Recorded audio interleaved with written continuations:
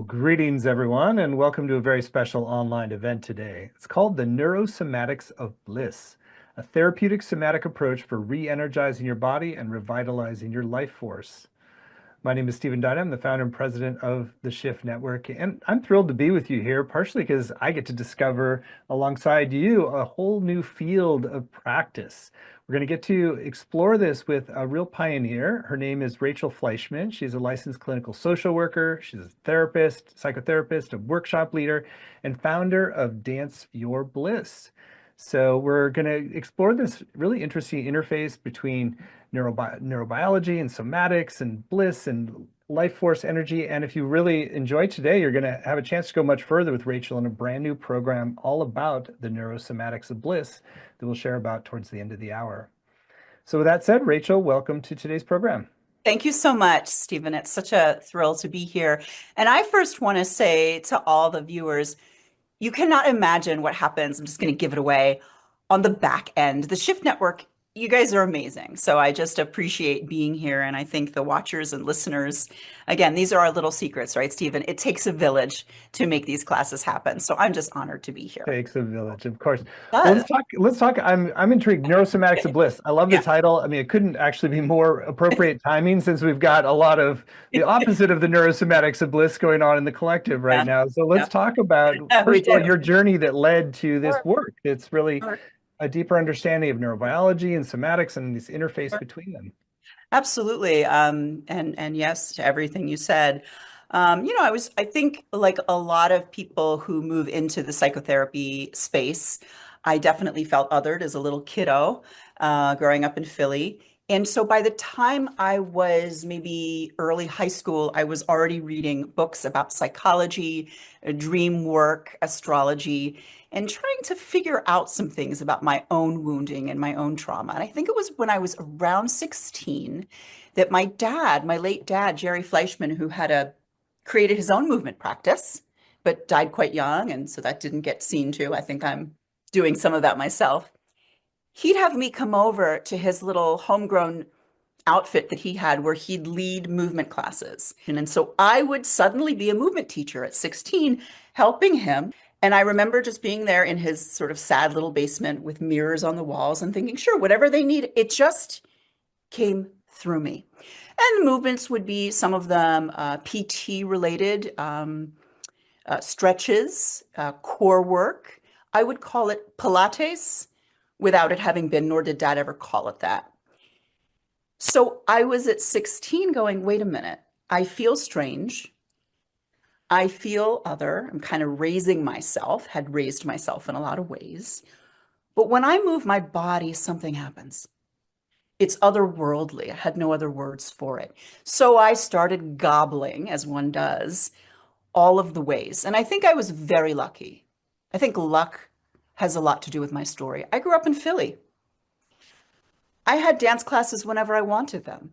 I learned all manner of somatic expression through my dance teachers, Stephen. And I never had a goal of being a phenomenal dancer. I just knew, again, when I move my body, I feel better and I am better. So that's just the very, very beginning, because I think anyone watching us has their own story. And I want to hear them all, actually. Their own story of what they do to feel alive, right? What do you guys do to feel alive? Maybe it's gardening, maybe it's meditation, maybe it's drawing. But for me, it was expressing my body in so many ways. I did not take the route that I think a lot of practitioners take, where I went to a groovy, amazing school like Naropa, shout out to Naropa, where I got to study all the embodiment flavors and work with amazing people like Susan Aposhin and Robert Porges. I'm not sure if he was there. Instead, or Porges, excuse me. Instead, I studied theater and women's studies and eventually went to a social work school. And my dream job by the time I was 18 was working in a psych ward. That was my dream job, Stephen. And I got to do it. And what did I get to do on that psych ward? Well, movement therapy. It's the best feeling you can imagine, seeing people come into how shall I say, be in a nervous system that has just unfortunately got a lot of buzzing or unbuzzing because of medication. and help people contact their more well selves. I also did a lot of paperwork, as anyone does in any type of hospital work. And that's just me from 16 to early 20s. And from there, it was fireworks. I studied with everyone I could. And I ended up coming to California and studying with Anna Halprin, who had, and her daughter still has, a wonderful school called Tamalpa Institute, named after Mount Tamalpais, where we lived in a living laboratory of movement, writing, and drawing all day long. Movement, what happens when I move my body? Writing, what happens when I clear my head? And drawing. And this is just a smidgy of what I'll teach in my course. I'm giving you some of the non-academic principles because they're delicious.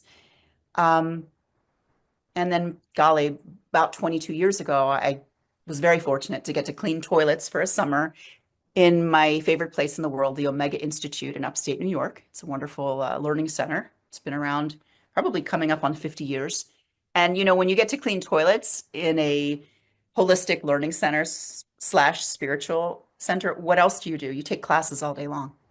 Deepak Chopra is there, and Eckhart Tolle is there, and all of these wonderful teachers are there. And I ask every one of your listeners, I hope you don't have to clean toilets, but if you do, there's payback, I promise you, in life.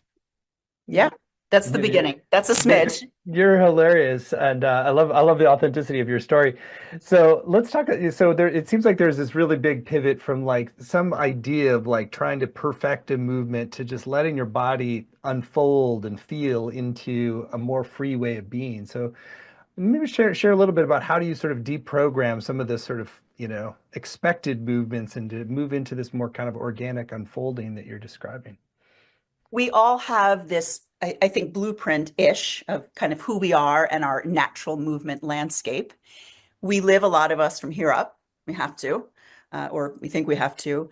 And so I do think there is a rigidity that we go into when someone says, stretch your arms, lift your head up to the sky. There's an immediate, am I doing it right? We've been programmed by education to, and work and home sometimes, to, here's the right way to do something, and here are 1,000 wrong ways. And I say to you, they're all the right way. So part of it, I think, again, was luck. I had so many wonderful teachers who are and were permissive and gave me a language which I now use and have created my own work with Dance Your Bliss, where we can find, through the breath, which is a big part of my work as well, and through softening the nervous system and coming into balance, an awareness that if we close our eyes, if we want, and if we find safety, and only if and when we find safety, with words, I can lead a person, I hope, into an experience of moving what the body needs to release trauma. And I wish I could say it. I mean, we'll do a little today, right? And that'll be amazing. Because when I say it, I feel like it sounds highfalutin. Isn't that a great expression? I do. I feel like I'm sounding like I'm no shaman. Your body's the shaman. Your body knows its way to express. You just need permission, and you need to feel safe. If I don't feel safe, I will come into a desire for perfection, rigidity, and my shame will show up. So I hope I'm answering your question because it was such a great one. Yeah. Safety and nervous system health. Please. Safety and nervous system health and sort of unwinding these patterns of perfection too. So maybe share a little bit about what you've discovered in terms of the neurobiology of this and how it actually fosters a different emotional set point when you sort of give yourself that safe, free kind of movement. Yeah. Is it okay if I share a tiny little short story? Sure. Okay. I do think when I have a teacher, I want to know them. So folks, I lost my dad when I was 25 and I was his caregiver. He didn't anymore have a wife, so I became that in a lot of ways. And so when he was in his dying process, my dance started to change and I went into panic and agoraphobia. My nervous system knew exactly what to do. I was overstimmed. So I stopped dancing for a little while, of course. I think I was teaching aerobics at the time too. And I did that because when we have anxiety, we then expect it. And when we expect it, it will show up. So I remember stopping it for some months and coming back. And the way I entered was I'd go to the corner of the room closest to the door, like any proper agoraphobic would. and move right there by the exit. I'm moving by the exit because if I need to flee. And after the first class of not needing to flee, I come a little more in my next class, closer to center, but still near the eye line of door because my system was in no way yet safe. And then I learned about the breath. And I was, again, really great people I was able to study with so I could train, as you all can and will, my nervous system, my autonomic nervous system, to come back to eventually something more akin to rest and digest or safety. In doing that, we dance. In doing that, we can do this practice, which I'll be teaching. So there is so much happening in the breath, right? In every moment. And if we are in a state where we are perpetually anxious, we're breathing extremely shallowly. We know this. And we are not embodied. So I learned through my own healing, I think, and my own panic attacks and my own extreme distress. I mean, I wasn't leaving the house for a little while, right? Once he died, I did maintain a temp job somehow. I don't know how. Anyway, what to say about it? We have the tools. We need the guidance. We need to be reminded about our breath. And in doing that, our own neurobiology is saying, yes, you can. In other words, my nervous system thought I was in danger, but I was, Stephen. My dad died. He was my everything.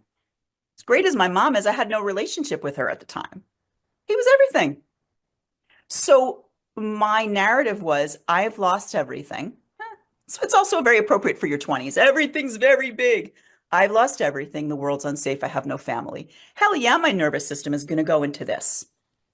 So I learned how to take this into this every day, finding my own movement practice, coming back to a rigorous and yet soft practice of I can trust my nervous system and there is safety and human connection in the world. That's just my little nugget. Yeah. A great story. And I'd love for you to weave in some reflections around neurobiology and neuroplasticity and how some of what you've been learning in those emerging sciences relate to the field of somatics like this. Can you believe we used to think that the mind and the brain were static? Can you believe that we used to think this is what it is? And we know through neuroplasticity that the brain is always changing. Every night when we're lucky enough to go to sleep, and I love teaching classes on sleep, and there'll be those nuggets in the modules, the brain is in repair. So it's really cool to even think about. I mean, we're so lucky with the wonderful work of Bessel van der Kolk, and we're so lucky with the great work of so many great teachers to really look at how we hold trauma in the body and how we also need and want to come back to repair. So through movement, we can reshape our neural pathways. And we're doing this all of the time. Anytime we're moving, there is a reshaping and there is a changing of these neural pathways. When I was in a time of deep anxiety, my neural pathways were very rutted in. The world is unsafe. And my movement system, I think, and other things helped me to recognize their safety. So neuroplasticity says, try something new. Try something you're curious about. You can grow and change from a space of boredom and depression into life force, which is a huge part of my work, anxiety and worry into a place of some equanimity, and all the rest of it. Yeah. So it sounds like by freeing your body, you're actually rewiring your brain because it's sort of feeding up, if you will, to the neurobiology. We are always again and again. And I think, first of all, I'm all about staving off Alzheimer's if I can, that just to throw that in. And every time I move my body, I'm like, yes, this is so good for me in every way, of course. And I say that to people, if dance isn't their thing, just move your body in some way. We know through the work of the wonderful Kelly McConical too, movement has been studied to show it is the quickest way out of boredom. It is the quickest way out of this place of, Anne Lamott says, my mind is like a bad neighborhood. I try never to go there alone. Well, if you want to get out of that place of being alone in your own mind, moving the body will take you there. It is a great rewiring of nervous system. I know it makes us smarter. I just do. I wish it was something we were told, not told to do at work, but I remember having a job I didn't love briefly at a hospital where I was just taking notes all day for insurance companies, not what I went to grad school for. And I remember it was this terrible computer which which every hour it would pop up and say, "Move, stretch, get up." And another hour, "Move, stretch, get up." It shouldn't be like that. But I wish our internal mechanisms would remind us, oh, this client's really stressful. Oh, this conversation with a parent is going to wear me out. I know I can change the channel with some self-expression, some movement, and some shift. Well, I think now would be a great time to sort of move into some of the practice elements you wanted to bring. I know you talked about doing the stress reset shimmy and the joy spiral reset. So maybe now would be a great time to do some Yes. practices and demonstrate what you're talking about. First of all, hi everyone. I'm really excited to move with you. There's a part of me that wants to stand up because we need it, but I also want to remind us if we want to do this seated, I've got this little, I call it a hassock. That might be a very old term, but a poof. I have a little poof. So I'm going to start on the poof because I think it might be easier for all of us lovely viewers. And what I want you to do first before you do anything else, friends, is make contact with yourself. So let a hand rest on your heart. And if you're into it, you can let another hand rest on your heart. And can I ask that your feet are just noticing what they're doing? You might lift your toes, take a wiggle, have a moment, and notice what you can soften. What can we reset? Just being together today, 7 minutes. So as you breathe in and breathe out, what can you soften right here? I notice my heart. I notice it is working. I notice I'm curious, excited to be here, healthfully nervous. And so as you breathe in and breathe out, I'd like you to just listen to the architecture of your heart space today. Just notice what your heart needs. Notice the sounds around you. Notice the temperature of air on your skin. Maybe even notice, why not, what your heart's desire is. And without making this effort full, I would like to ask you to notice your spine. Just notice where it is. Notice yourself lifting up. And for me to do that, I have to put my sits bones all the way on the edge, right? All the way on the edge of this wonderful chair so that I am sitting up. You could do this lying down as well.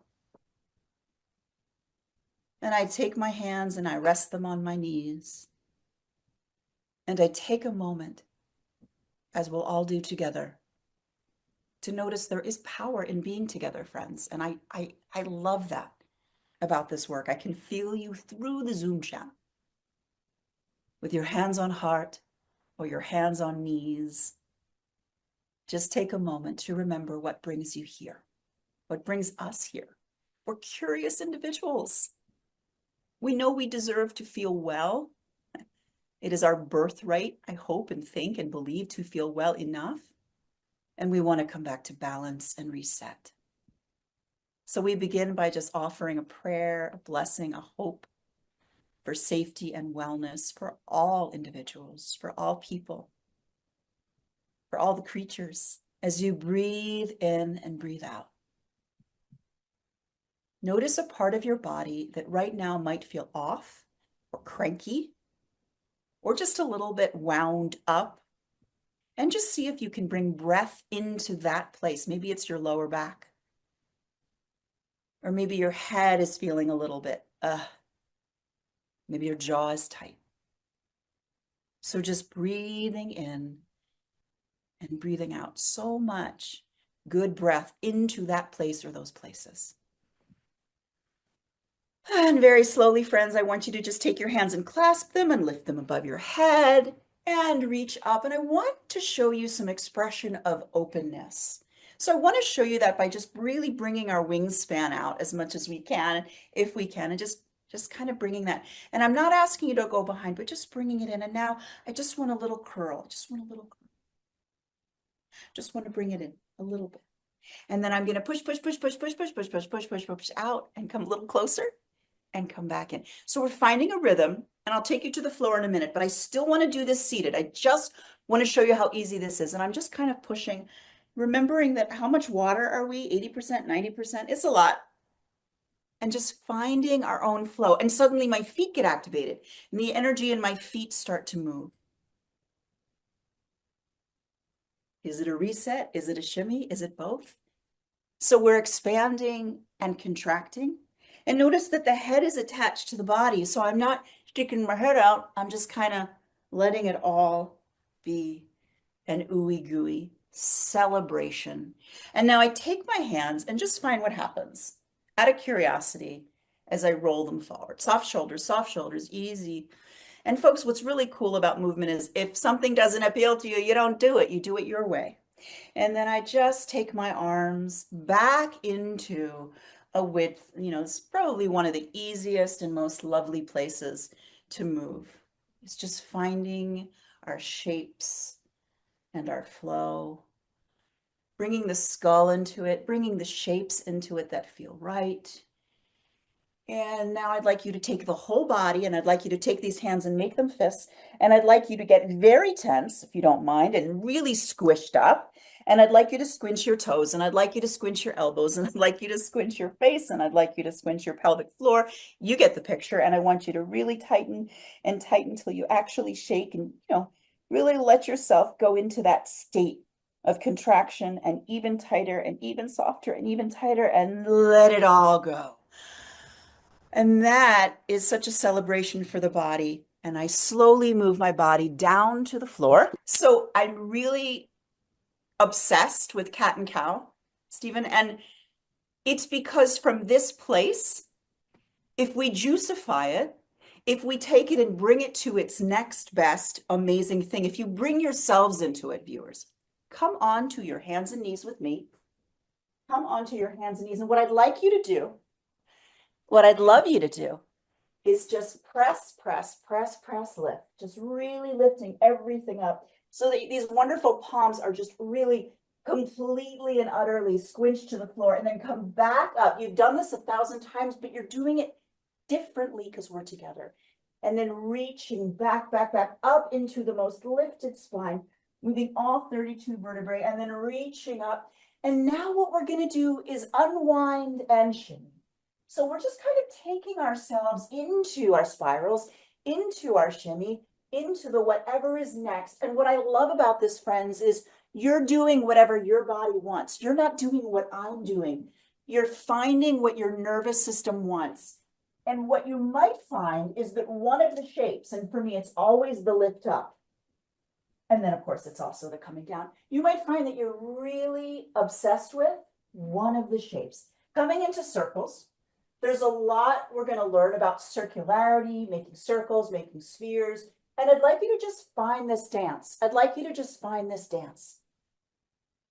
I'd like you to just find what happens when you're in this shape.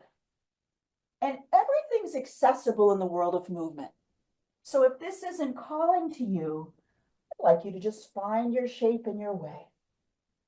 But just coming into that, I'm slowly going to come to a space of now sitting on the floor. So, okay, take your hands together, and I'd like to show you a little more. So from this space of seated, a lot can happen. If I let my hands rest on my knees, my spiral comes into its next place, its next life force, its next incarnation, and it is unwinding. It literally is happening as we're doing this, folks. Any thoughts I'm not loving up on? It's moving my feeling state into something softer, and it's opening my possibilities. And so what happens as we move together is I go, well, I don't just want to be in this. We've all done this in yoga class 100 times. I want to take my full expression, and do this with me, friends, and reach up to the sky and say, that too is available to my nervous system. And then I reach to the other side and I open things up. And with this, there's a deep empowerment. There's a deep realization. Creativity comes through these experiences. Our life force improves through these experiences. And we also happen to feel when we do this extremely beautiful, which is never a bad thing either. Coming back here and then joining me in center just to have a little bit of this wonderful unwind. How are you doing, Stephen? Doing You great. look very blissed out, if I may Yeah. use. I'm still in the ooey gooey.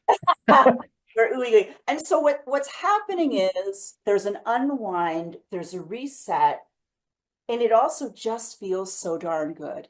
And so coming back, I'm keeping this very brief, folks, coming back to center, I'd like you to just imagine the most wonderful orb of kind of where you want things to be in your world. Little magic. Let's put a little spice in. And I'll say to you what I want. I am terrified for the world right now, and I would like every human to feel, an animal to feel safe. I know it's a big, tall order, but in this orb, I put this blessing and this hope and this prayer. And I wish I could say, and so it is, but I'll hold it to my heart and know that that intention spreads. Stephen, you have an intention. We all do. So whatever our viewers' intentions are and hopes are, this too, I guarantee you, creates a ripple, a change as it does. So before we come out of our movement sequence, take another moment to set an intention, to feel an intention for your life force, for the safety and wellness of humanity. I know, again, big one. But we all remember the little saying or the little image of a runner on a beach, and he's watching, or she, all the starfish are beached. Remember this? And a person is throwing these starfish back in the water one by one. There's hundreds. And the runner goes, that's not going to help. There's hundreds. And he goes, it helped that one. So anything we do and any intention we set does make a difference. Set that intention and bring your hands into a very, very, very, very, very nice place. Reach up. I do a lot of work with the feet. I do a lot of work with stretching and working through our feet because I've had feet issues. Reach your hands out. Give yourself a big old hug, and I will come back to seated in a minute. Super fun and empowering. I So like much fun. I'm addicted. I admit it. I'm addicted and I love it. Yes. Yeah, it's just really strange. I do a fair amount of yoga and working out and stuff, and it's so easy to just get into these patterns of like trying to do it right. And it's just like Yes. the free flow of that is just really delightful. And I feel like you can feel it just it opens little crevices, things that have been kind of stuck, and movements that It gives are me hope. Mm, It gives me hope because I do live in a mindset that can go into a depressed states. hmm I do. And it gives me hope and has fed me and nourished me and continues to when I move through some of those places. I'm just being Yeah. completely transparent, of course, right? Well, and you also spoke to how much fear there is in the world right now, Yes. and fear is manifests in bodily rigidity. So this is what a perfect way to dispel some of that fear in the world by dispelling it in our own body too. Well said. Yeah. Beautiful, beautiful.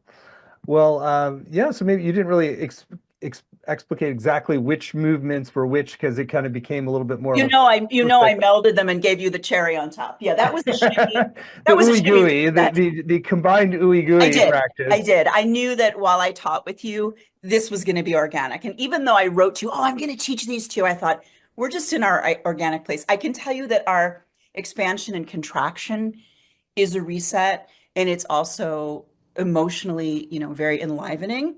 And I can tell you that the cat and the cow is wonderful for, and I'm still learning so much about, the vagal toning theories and some of the um, vagus nerve incredible research that we know through Stephen Porges and so many others and Deb Dana.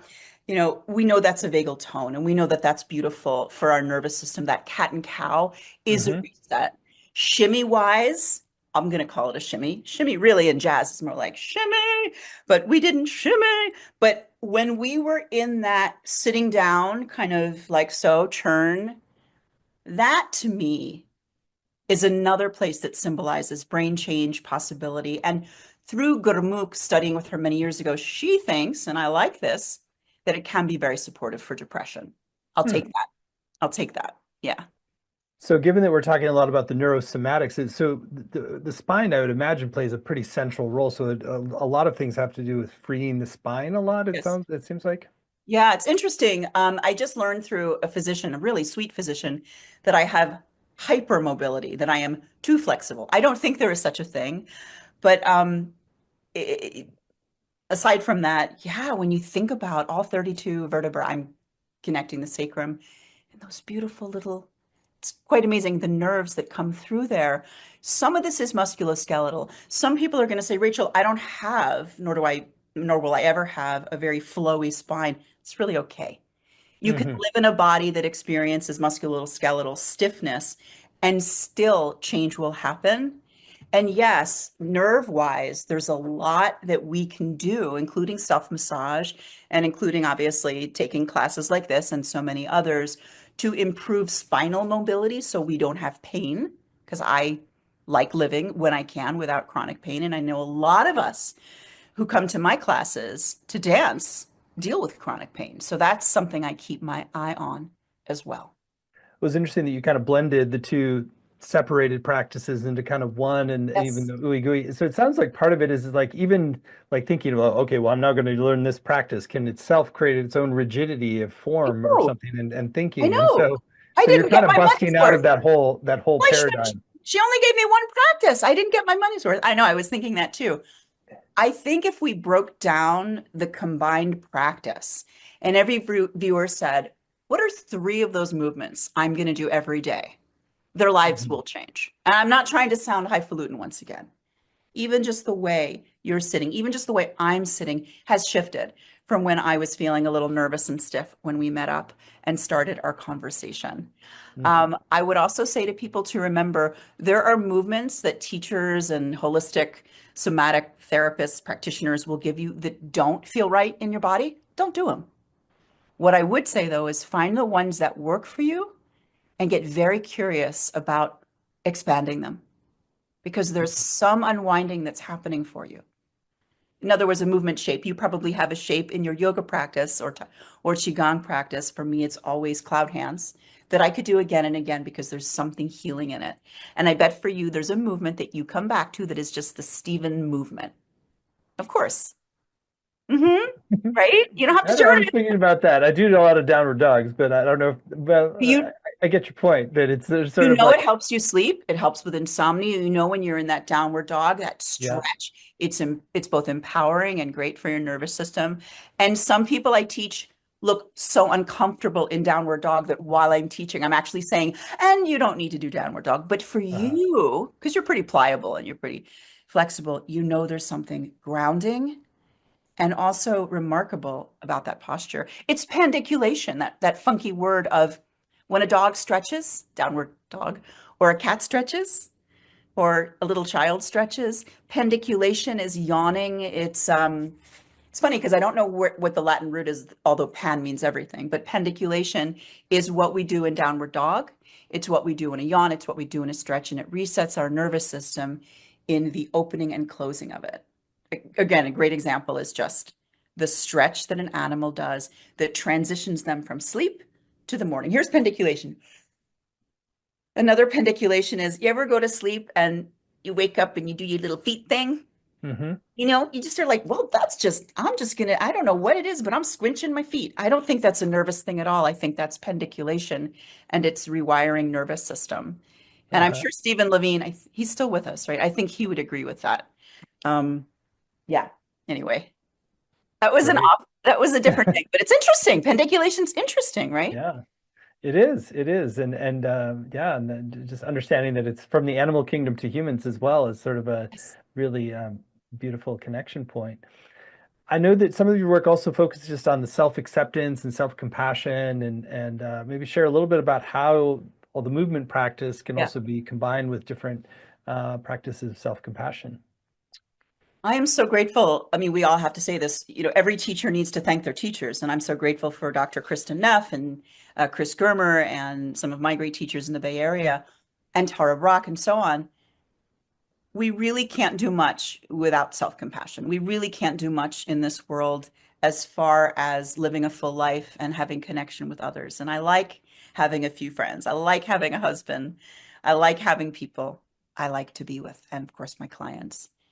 So self-compassion is a tricky one because some real type A folks that I do therapy with will say, well, I don't want to be weak. Sorry to make them sound male. I don't want to be weak. That sounds really weak. No, it's not weak. It's vulnerability. It's allowing yourself to feel not pity. Compassion just means with passion. It's not pity. So self-compassion is a part of my work. It's also a part of my self-work, which has to do with coming back to common humanity, which is one of the principles in it, recognizing we are all in great joy and in great suffering. So no one gets to feel better than or less than, which I think is a huge importance. And it's a place of bridging body and mind that speaks to people who aren't so much into dancing. It's the part of my work that is about sitting still and coming into a meditation. It's the part of my work of leading guided imagery, which I lead so much for clients, and then we record them with our fancy little devices that I sometimes want to throw in the ocean because they're stressors. Call it my pocket computer. And they tell me years later, I still listen to the self-compassion meditation you made me, Rachel, and I literally will forget I've ever made it for them, which is embarrassing. But if we don't come to a place of noticing who we are and meeting it with tenderness, curiosity, and a recognition of wholeness and wholeheartedness, then forgive me for being clinical, but we're screwed. We're being vulgar. I didn't know that was a clinical term. Yeah, I know it is. It's really not. That's funny. Well, one other area I wanted to ask about is this. So we've really kind of laid the groundwork for understanding how to move our body in a way that opens deeper channels of self-expression. How does this actually get to help you to get to more trust, self-trust, and clarity about choices, decision points in your life as well? What I'm thrilled about is how our inner work and the movement portions create change for us. What I'm thrilled about is anyone who has curiosity about I mean, first of all, anyone who's interested in the shift network, just to give it the wholeness of it all, is saying, I have curiosity. I'm a human with curiosity. And as soon as we have curiosity, things will change. It is stagnancy that will keep us from change.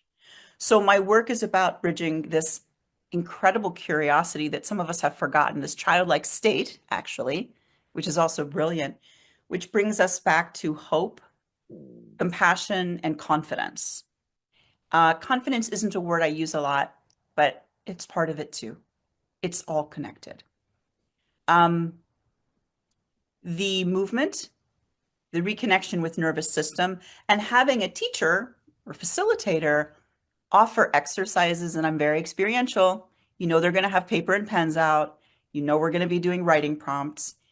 Opens up these channels. And that's the great work of Anna Halpern is dance and move, draw and write. Cycle through modalities and you will see your life change. Big decisions, we need therapists for those. I wish my course was the answer. My course and a good friend, my course and psychotherapy, because big life decisions take all of the different nuggets that are involved in making a big decision. But if we're getting in there and chipping in with creative force, movement, expression, big decisions just happen because we find assuredness in ourselves. I hope that answered your awesome Perfect. It was a perfect answer. Really great stuff. Well, I love your perspective, and also you're just so refreshingly authentic and free in the way you express yourself as well. It's infectious for all of us. So, Rachel, I want to spend time talking now about your upcoming program through Sure. Shift, because it's really a great opportunity to take some of the theory that we've learned today and go deeper into the practice and really experience more of the benefits as well. So, Rachel's going to be teaching a brand new course for Shift that we're excited about. It's called the NeuroSomatics of Bliss, a therapeutic somatic approach for re-energizing your body and revitalizing your life force. You can find it at the URL somaticsofbliss.com, somaticsofbliss.com. It's a 7-week program. There's no prerequisites for this. And if you feel curious about opening your body, experiencing more freedom, more bliss in your body, and just rewiring yourself in a really revitalizing way, this is the program for you. So, Rachel, I'd love for you to share about some of your intentions for this program and what people will come away with, and then we'll go through the modules and Sure. give you what's coming. Sure. I've been obsessed with the modules, by the way, because I don't know if your viewers have seen other shift classes, but I have, and they're amazing. I just want to say. So I have this is a high bar, you guys. So I'm giving this everything is what I'm trying to say. I'm really excited.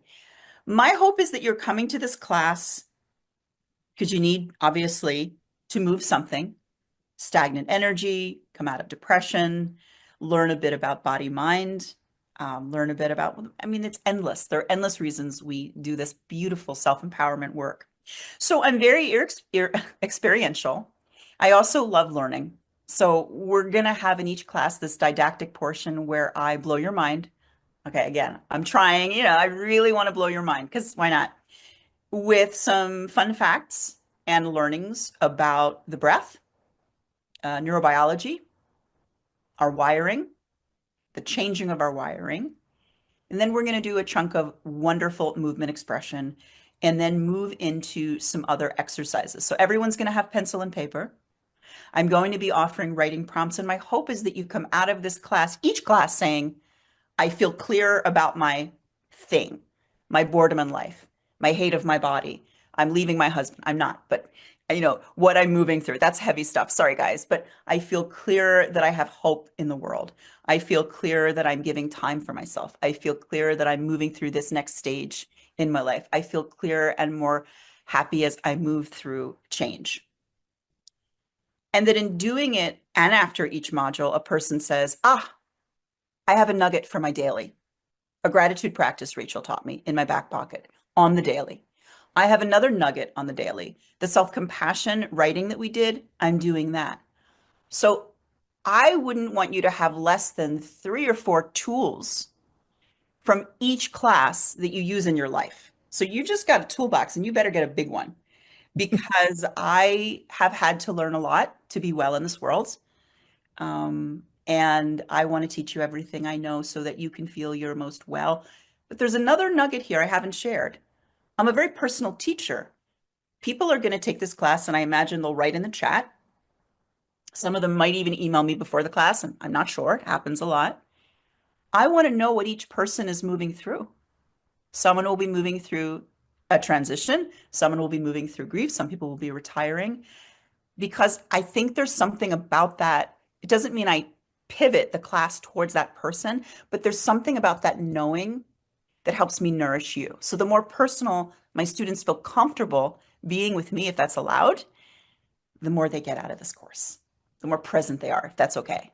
Great. Love those intentions.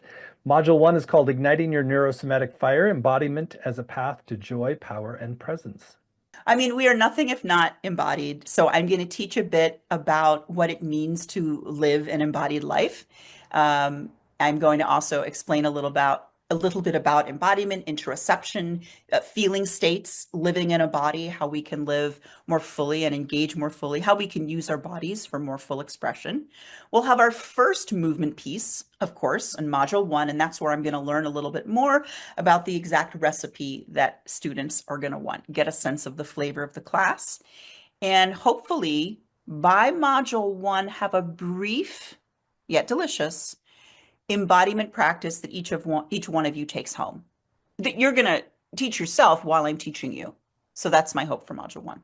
Module 2, Awakening the Flow of Energy, Cultivating Presence and Vitality. And so that builds from module 1, which is a lot of fun. And I think presence is something we haven't yet talked about, but we are so distracted, such nervous, overwired, distracted little animals that we will be doing, and you can tell by my energy, there's a lot of bubbliness in me. I also want to help you cultivate presence while you live with more effervescence. So we're going to be doing some mindfulness work. We're going to learn a little bit about presence and mind states while also building our movement practice into next level experiences. It should be a lot of fun. Module 3, Releasing Emotional Blocks, Unlocking the Stories Your Body Holds. I wish we had 3 years for this module, but since we have 90 minutes for it, I promise to teach everything I can about how we have narratives and how we can hold of our lives, of our experiences, how we can hold them with compassion while changing them. So this is going to be a very psychotherapeutic, bring your tissues kind of module where we come into a deep heart space in the movement. And my hope for this module is that you leave with some real heart opening and wholehearted practices that you can use, you, everyone, When you find yourself, I don't know if I'm allowed to curse. I'm just going to do it. I'm just going to do it. This is a very clinical term. When you find yourself in the shit pit, okay? So when you find yourself in the blank pit, I want you to have things that you can turn to. And that's this module. This will give you those gifts. I'll find a better term for it in the class, promise. It's descriptive. Module 4, the dance of resilience, moving through challenges with grace. Yeah. And this is where I really get to know you, the students, and we really get to be with, hey, Rachel, this is what I need. And in the didactic space, coming back also into learning a little bit of the vagus nerve theory, learning a little bit more about being in a place of resilience, and also seeing how we move and dance through life. This is where I think we're going to be bringing in a little more of the drawing, no artistry needed, so that we can start carving out our map, because everyone's going to be leaving with an actual visual of what they're creating. Once again, no artistry needed. You're all brilliant artists, as you are. Module 5, reclaiming joy and creativity through your senses. Yeah. I mean, I'm such a sensorial being. I was just at the airport, and there's a sensory room in SFO Airport in San Francisco.